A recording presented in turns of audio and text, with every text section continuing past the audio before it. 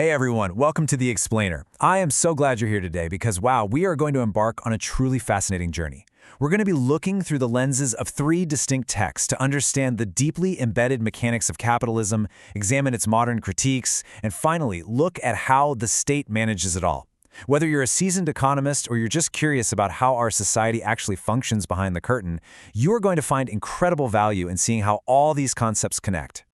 Okay, let's dive right into this. Sociologist Fabian Kessel, referencing the Austrian Poverty Conference, hit the nail on the head when he stated, "The increase in poverty is not a law of nature." That single sentence perfectly establishes the high stakes of our discussion today. We're talking about real human outcomes, about poverty, and about societal consensus. But before we can fully grasp these massive societal challenges, we actually need to unpack the underlying economic engine that drives them. So, here is our roadmap for today. First, we'll look at the mechanics of capital, then profit and surplus value. Third, the anti-capitalist critique.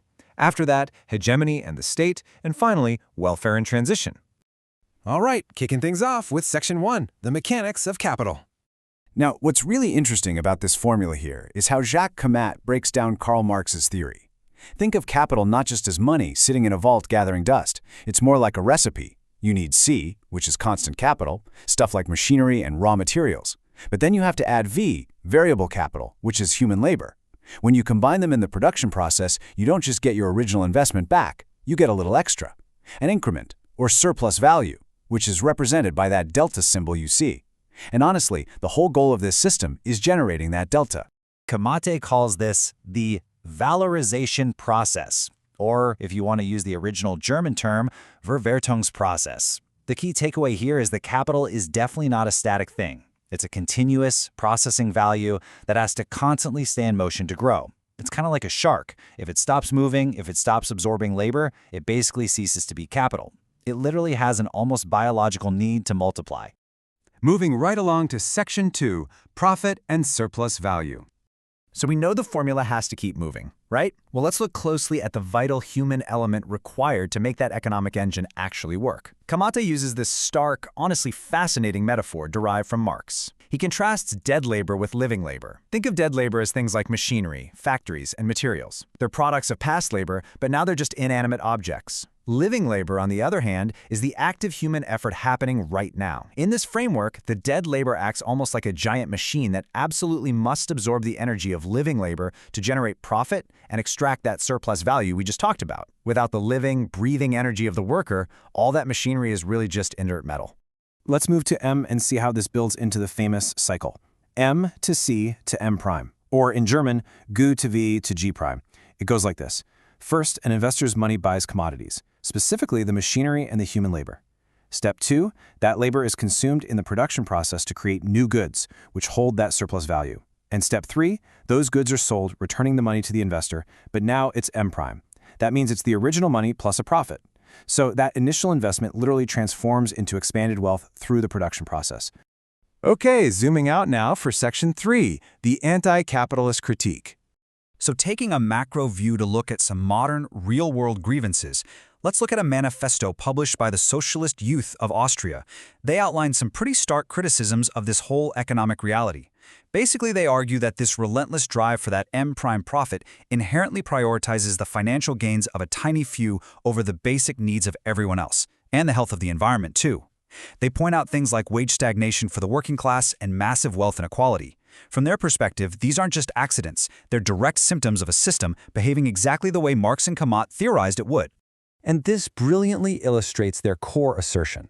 The manifesto states that wealth is produced collectively and then appropriated privately. This is a direct echo of Marx's theory.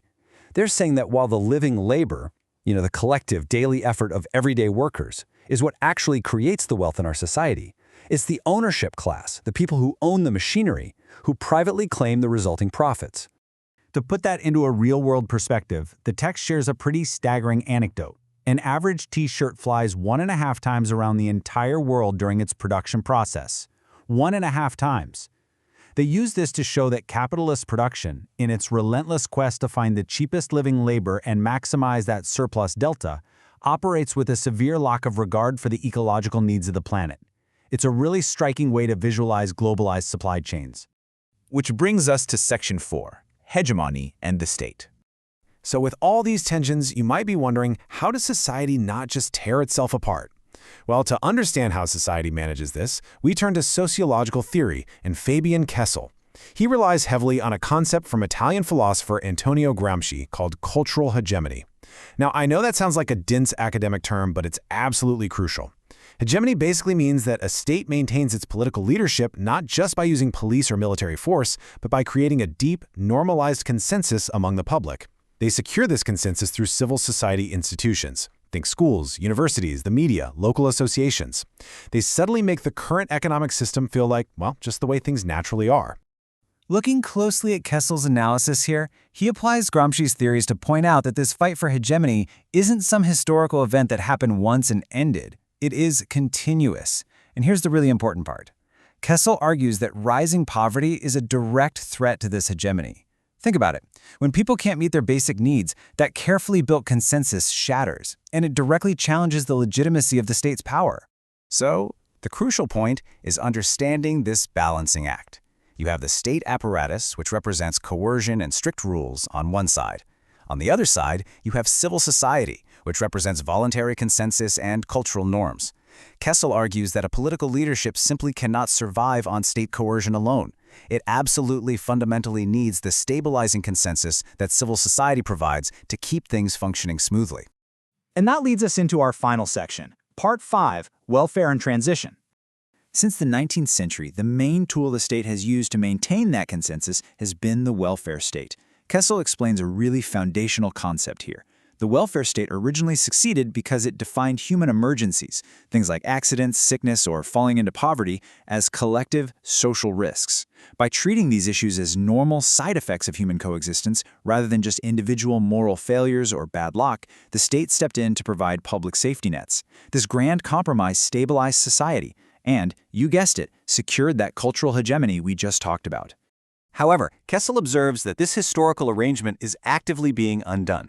Since the 1990s, neoliberal initiatives have aggressively tried to adapt the welfare state. We're seeing strategies of privatization and the economization of social services. But most critically, they are driving an increased individualization of social risks. What that actually means in plain terms is there's an attempt to shift the burden of poverty and emergencies right back onto the shoulders of the individual.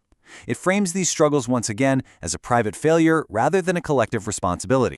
Ultimately, Kessel highlights exactly where the battle lines are drawn today. He argues that civil society organizations, like social workers, or initiatives like the Poverty Conference we mentioned right at the start, hold incredible power here. They can either quietly uphold this changing cultural hegemony, or they can boldly refuse to provide that consensus. By speaking out and exposing radical inequality, they have the power to actually challenge the state's narrative. Wow, okay. We've journeyed all the way from the microscopic math of capital extraction through the macro cries for climate and social justice to the shifting sands of the welfare state. And I want to leave you with this final provocative thought that really ties everything we've explored today together.